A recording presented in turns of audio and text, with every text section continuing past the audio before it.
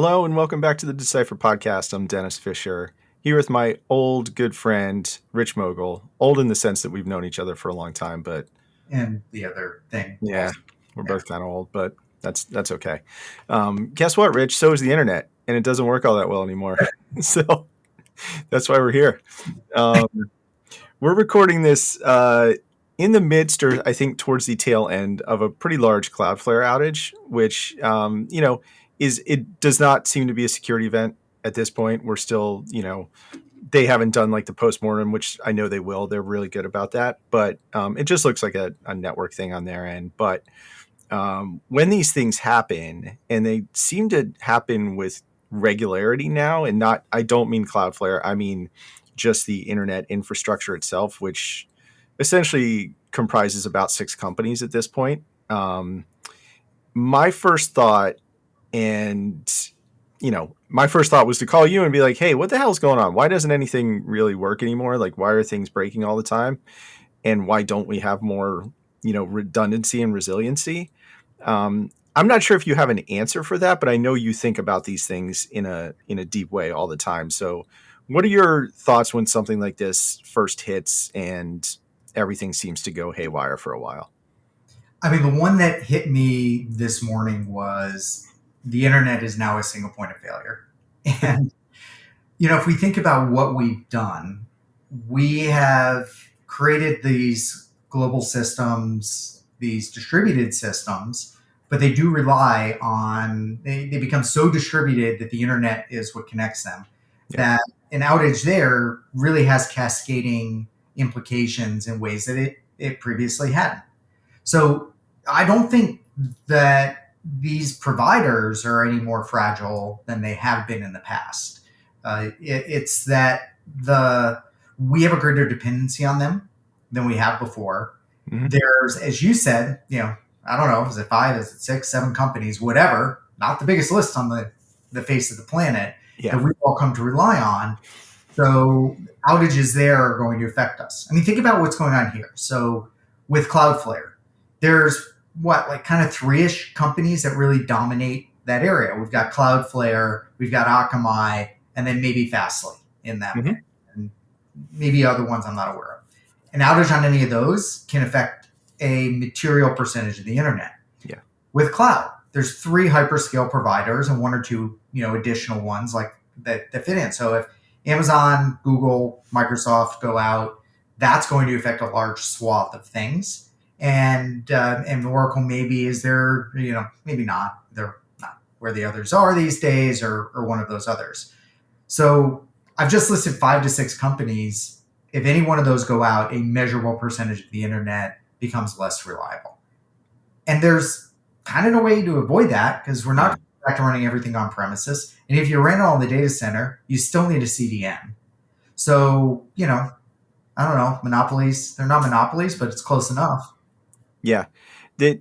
One of the things that I always come back to when these things happen, and it's not a one-to-one comparison, but the Windows monoculture paper that Dan Geer and Bruce Schneier and a few others wrote, 20 years ago now or whatever it was. And that caused a lot of waves. And they were not the first people to say, hey, monocultures are bad. It just riled up a bunch of people at Microsoft and got them mad. But monocultures are bad in, biology, in, software, in whatever it happens to be. If we all rely on the same one thing or very small handful of things, then you're going to get failures on grand scale. You're not going to get small failures where you're like, oh, my local internet provider, like when we were growing up, Rich, like if your literal local town or regional dial-up provider went down, a few hundred people got mad or maybe didn't even notice, because they weren't online all the time. But now when something at the scale of Cloudflare or, AWS or Fastly or something like that has a big problem, as you said, everything relies on those now or some combination of those things. And there's not really a good way to rewind that, honestly. Well, it's not even a rewind. The economies of the systems we deal with require that. You can't get the capabilities of a hyperscale cloud provider without having a hyperscale cloud provider. And the market can only support so many of those.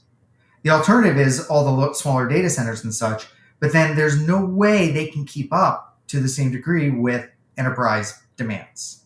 So, thinking about just the what's required for serverless, auto scaling, platform as a service, these are massive investments that give massive benefits. They do, building on those architectures.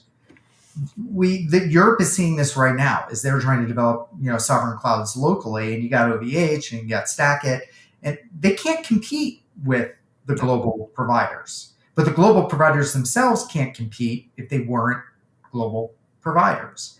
So there's economies of scale issues that just lead into this level of lack of diversification, and I don't see that going away. And now, we do have a choice on which providers we pick, and they are not all created equal. And that we do need to emphasize. Yeah, there are things that separate each of them, and depending on your business requirements and what you're trying to achieve, and maybe your regulatory requirements, geographic location, those sorts of things, yeah, that's probably going to play into which provider you're going to go with, right? I mean, you mentioned some data sovereignty things. That's a big issue, especially in the EU. But one of the things that always happens when an outage like this occurs is you start seeing people screaming into the internet about some sort of government regulation or intervention or something like that. Exactly. You're shaking your head for people that are only listening. That won't work for a bunch of reasons, but the main one is as you said, to be a hyperscale provider, you have to be a hyperscale provider, and there are only a handful of companies that can do that. IBM can't even compete with Google and Amazon. Like, think about the size of IBM. They cannot. They're a minor player compared to AWS and Google and Microsoft. Yeah. So you can't just create competition and be like, now you're a hyperscale cloud provider. Go get them. It doesn't work that way. Well, and even like there's Europe, so DORA 2 and NIST, like from a regulatory standpoint, we're pushing towards multi-cloud. U.S. regulators pushing towards multi-cloud. This is literally the conversation I had with a big financial right before this interview, before our conversation. And they were asking about the regulators, and I'm not the regulatory expert. I had one of my coworkers, Troy Leach, over here at Cloud Security Alliance, but he's in that realm. And he's like, well, the regulators are starting to realize that the cost and complexity of multi-cloud makes it not necessarily viable. And let's look at what we've got here. So the answer with a bunch of this stuff is we need to go multi-cloud. Well, with Cloudflare, you can't, like multi-cloud for your CDN, very few organizations can do that. Mm-hmm. But let's take a look at the Microsoft, AWS, Google thing.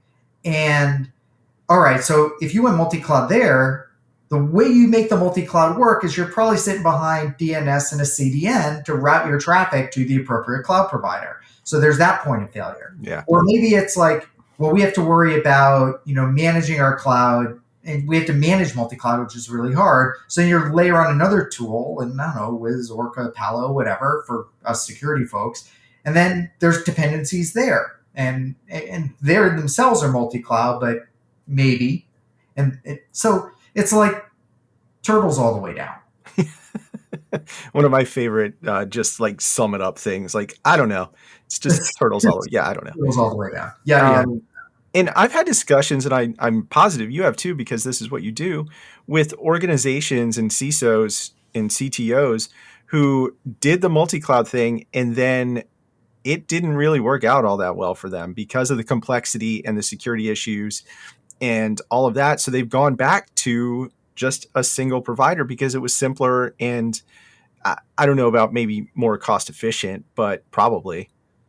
Well, it's really, so a true multi-cloud application, incredibly difficult to build those and incredibly difficult to manage those. If it's truly one app that works on multiple providers, containers only get you so far, because there's all what we call the meta structure that you have to support. Everything from DNS to security controls, to monitoring and logging and all of that. There's just like a lot of management plane things that aren't going to translate across all of those. So the fewer clouds where you have to run all of that stuff it's more, there's a manageability aspect to things because none of the providers, the technologies are also fundamentally different. Now, realistically, larger orgs are always going to have multi-cloud, largely due to merger and acquisition activity or older stuff, or Yeah. sometimes it's bad business decisions, but sometimes it is legitimately, they need to basically be able to support this because they just acquired somebody or something else. So Yeah. it is really, these are very hard problems. Now, that said, many of these apps, if you build them, architect them, even on a single provider correctly, will be more resilient than the creaky apps that you had in your data center. We tend to focus on the big public outages because a lot of things go out at once. But you know this we've been doing this forever. Like data centers go down, Yep. Equinix connectivity goes down. Local, what was it? Was it South Korea just lost like a massive amount of stuff due to a fire in a data center? Right. Yeah, it happens, and we only tend to notice it, on a big scale when it is a big scale thing like AWS or Cloudflare or something like that, or if there's a Office 365 outage or whatever it happens to be. And everybody, myself included, loves to complain about nothing working anymore. But the reality is, we notice these things because they're still relatively rare. Things kind of work pretty well. It's a miracle in a lot of ways, given that yes, the internet was built to be a distributed system, but it wasn't built to be what it is. It was built to have about 8 nodes at universities. Like that's kind of it. If you go look at the original internet map, that's it. Most of them were about 5 miles from where I'm sitting, and then there's a couple out by you. That was it. Yeah. you know Yeah, you're right. And the other thing too is like, okay, when's the last time Netflix went down for you? If it did, I would hear about it from my kids immediately. That's the early warning system. I think over 90% of what they run is on AWS. They Okay. were fine when that outage went out. Like, we know how to architect for resiliency even within a single cloud provider. Now, it is harder on Microsoft, on Azure, because outages there tend to be global because of the way that it works. And Google's kind of got its own intricacies Sure. around those things. So it's not like we can't deal with these, but it's how much do you want to pay to deal with it? And some organizations have invested more and suffer fewer outages, even when the providers have their outages, because they've put the investment in, they've architected for that. They've used chaos engineering, which I think is really powerful around this. And it's easy for me to say it because I don't have to build that level of resiliency. But even in my last employer, my vendor job over at Firemon, like we largely architected in smart ways that we haven't had. Like even when Amazon goes out and that entire platform runs in AWS, we haven't had a significant outage of our platform. So you can deal with these.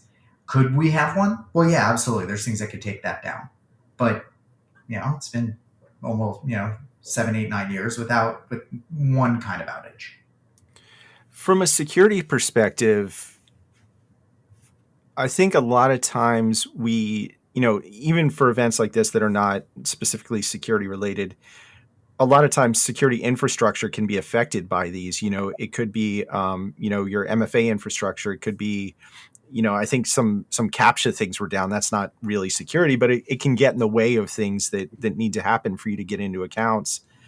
How do you see people actually dealing with that kind of stuff on the security side? How do they sort of architect or build for those contingencies? Yeah, some of them can be architected around, and some of them can't, and some of them don't matter. Hmm. A lot of what we do in security, for example,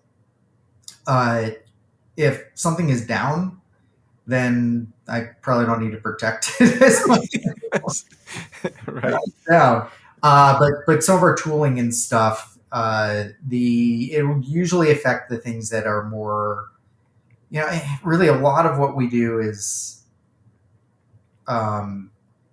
it's a fail open versus fail closed is one layer of it. Mm-hmm. So I would, for example, I could get a greater security exposure if my WAF is in a fail open for certain values of WAF, Sure. or whatever you want to be. But most of the stuff we have will largely either fail closed or the things that fail open is not like it's not the be all end all. I mean, this is where some of the defense in depth stuff comes in. So maybe I can focus more on detection. I've seen management planes go down. I think it was like Sentinel One had an outage. Mm, We know CrowdStrike's had some of those issues. right.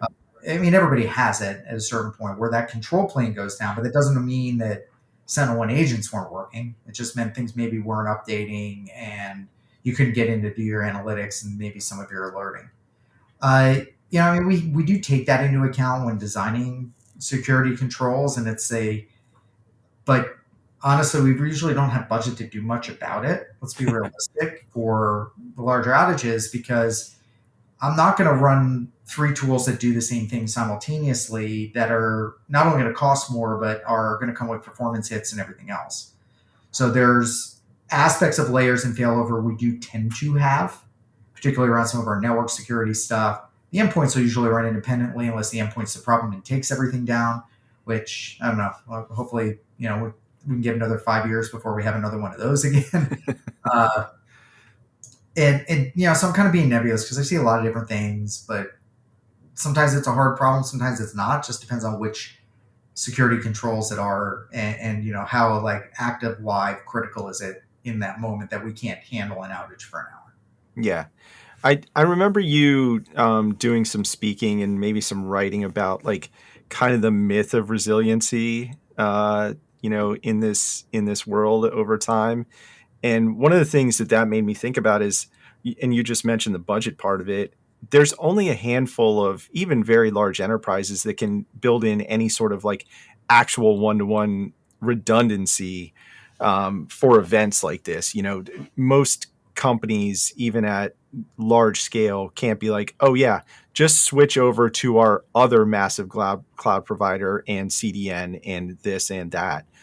Yeah. For everybody else, you basically just kind of have to eat it for a while. Like there's Well, yeah, most of those large companies won't spend the money for that, or yeah, don't have that, won't spend the money on the people with the knowledge to build that.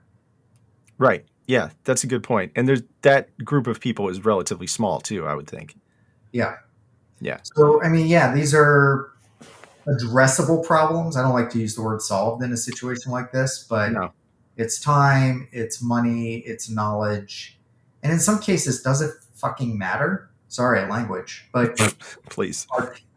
I mean, so the CSA website went down when Cloudflare went down. Uh-huh. Okay, not the whole website, like parts of what we did went down. Yeah. So okay, come back later.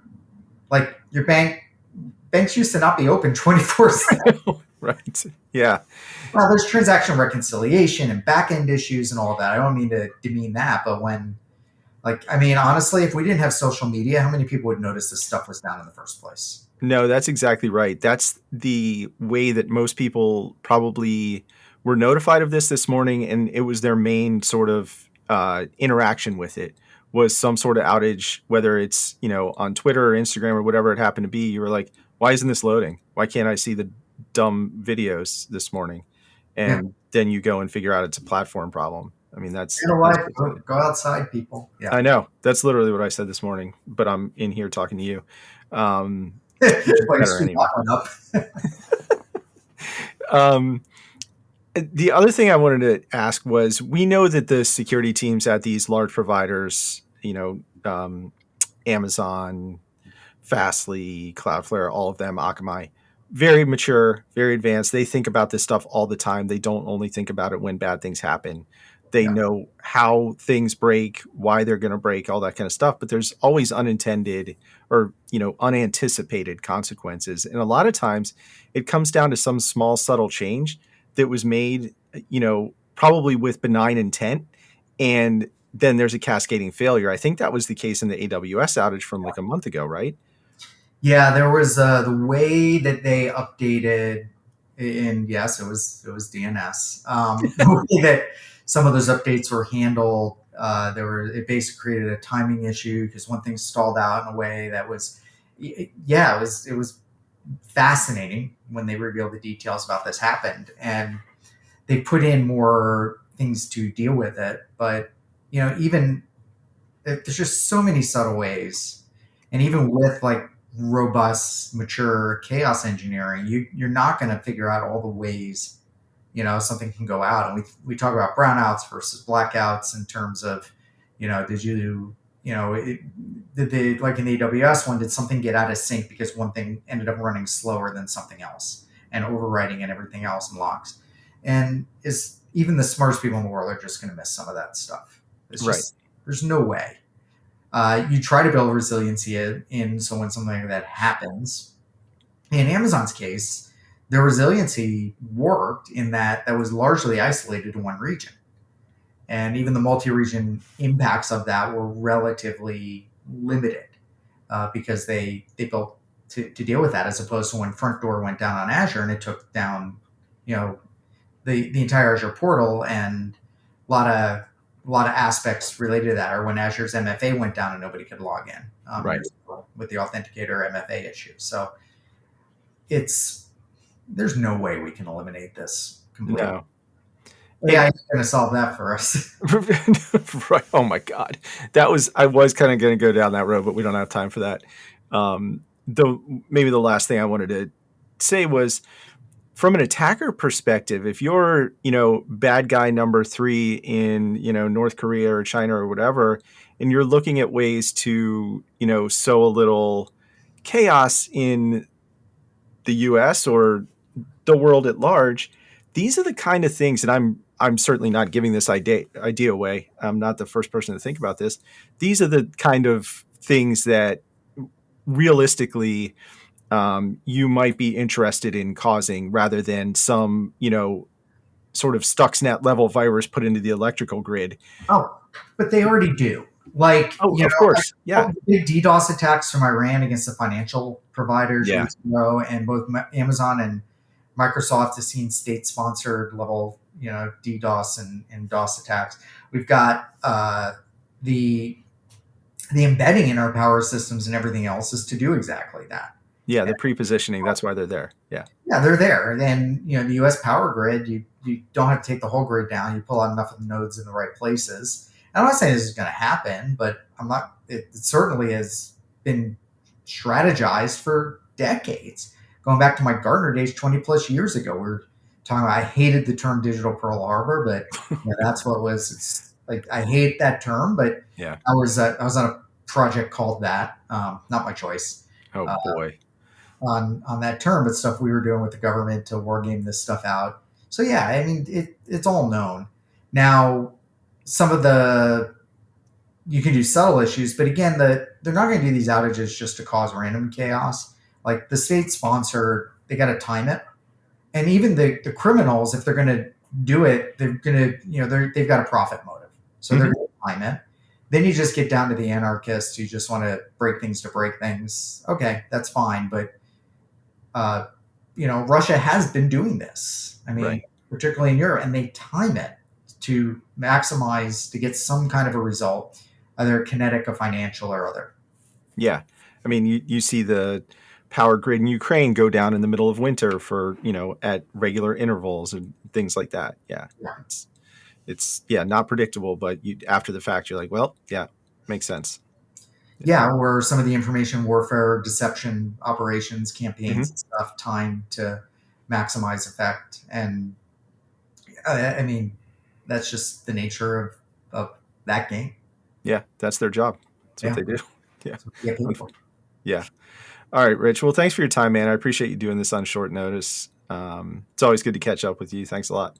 Yeah. I mean, dude, Dennis, anytime. And although, we just talked about work stuff. We didn't get into any of the phone. I know, but we'll do a longer one later. I know you're short on time, but I appreciate you jumping on to talk about this. Nope, no worries. Appreciate it. Buddy. Take care. Thanks, Dennis.